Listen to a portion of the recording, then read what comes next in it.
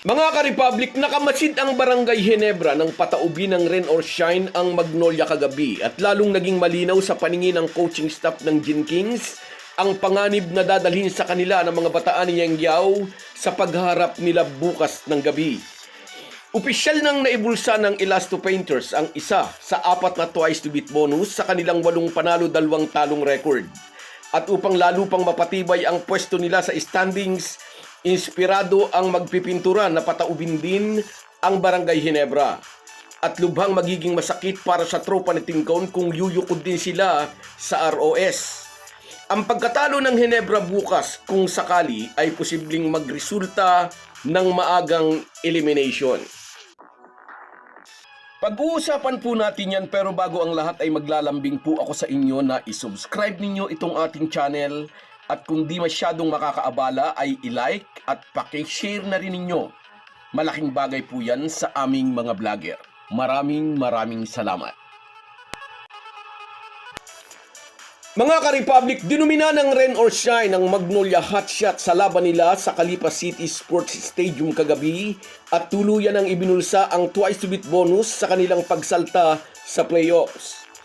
Gamit ang nananakal na full court at mid-court pressure defense, nawala sa rhythm ang opensa ng Magnolia, lalo na nang ma-injured si Jerome Lastimosa at sumunod si Paul Lee na parehong hindi na nakabalik sa laro.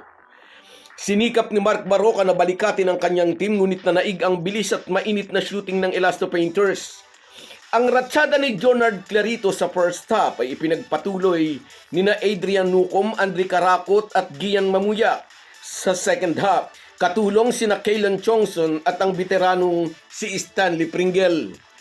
Nagtagumpay ang mga bataan ni Coach Yangyao na maagang i-disrupt ang flow of offense ng Magnolia, isang dahilan din kung bakit hindi nakaalagwa ang opensa ng kanilang star player na si Save Lucero na nakapag-contribute lamang ng 9 na puntos, bagamat nakahablot ito ng 10 rebounds. At habang winawasak ng Elasto Painters ang resolve ng Magnolia, ay nagmamasid ang coaching staff ng Barangay Ginebra, pinagmamasdan at pinag-aaralan ng lakas ng mga bataan ni Coach Yangyao. Siguradong hindi rin nakaligtas sa pansin ng Ginebra coaching staff ang veteran presence para sa rain or shine ng dati nilang player na si Stanley Pringle.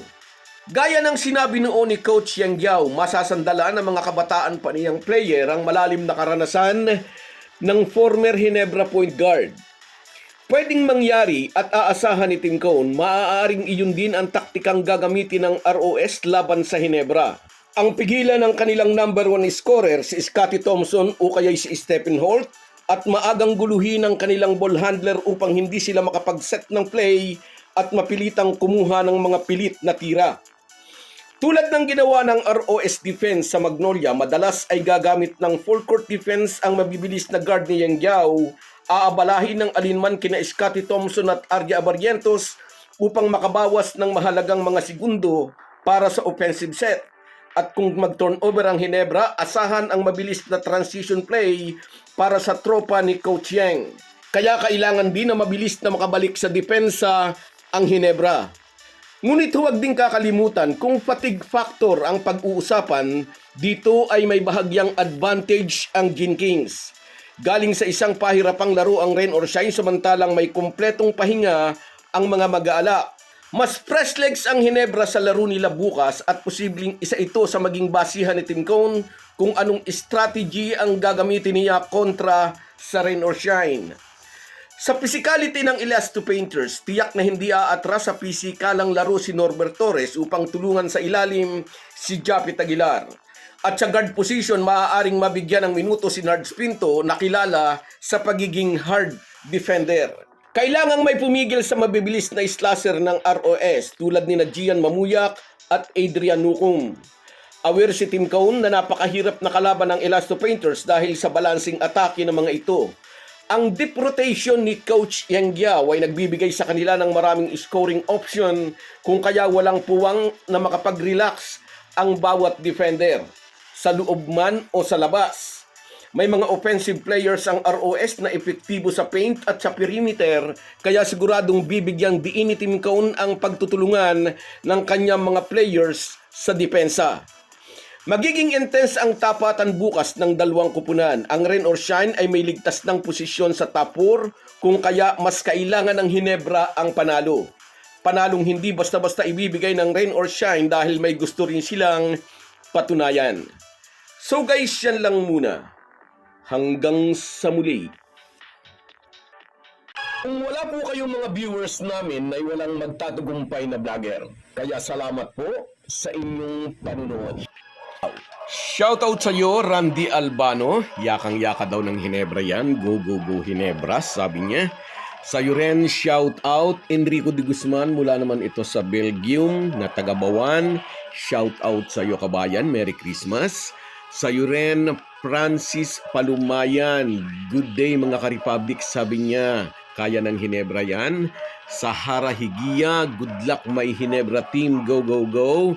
Merry Christmas. At sa iyo rin, Ray Arabit, gumaganda raw ang rotation ng ating Hinebra team. Sa iyo rin, shout out Erwin Santiago, kailangan talagang maipanalo versus ROS ang laro bukas. Sa iyo rin, Borlagatan Donald, mula naman ito sa Singapore. Shout out sa iyo kabayan, Merry Christmas. At sa iyo rin, Edwin Filisardo, praying na healthy lahat ng player, walang ma-injured kahit saan mang team. Sa iyo rin, Junicio Mercado, Merry Christmas din sa iyo.